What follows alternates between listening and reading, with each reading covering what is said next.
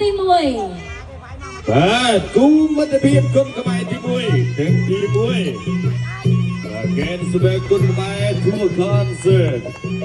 តាមទទួលមួយថ្ងៃណាកម្មគោលតាមបាត់មួយរបស់វិបុលចៅធានអ្នកជួយរបស់មកចៅធានហើយចូលស្ដាប់មកចៅធានបាទចូលជួយបាទស្ដាប់វិញពីបាទហឺលីហួរអ្នកមួយពីវិបុលចៅធានកាប់ជើងក្រោមទាត់ជើងក្រោមសងវិញរបស់ហឺលីហួរបាយឆ្វេងចូលវិញ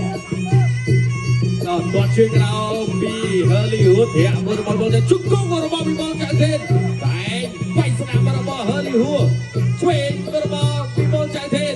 ចាប់កាច់កាត់លើនេះលោកអញ្ញាកណ្ដាលអូវ៉ាន់សានិយាយក៏បី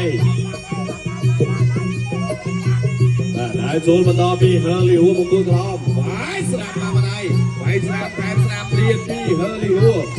គាត់ឆ្វេងគាត់បាត់ពីវិបុលចៅធានរាក់កាត់ទទួលចូលឆ្វេងវិញបងវិបុលចៅធានឆ្វេងរបស់វិបុលចៅធាន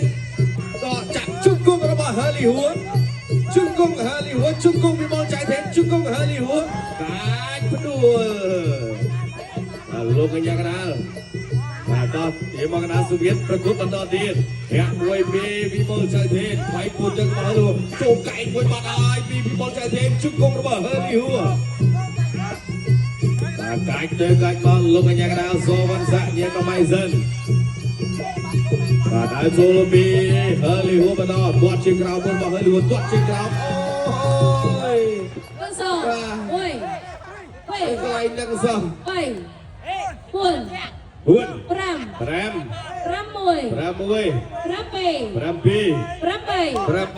8 ប្រគួតបន្ត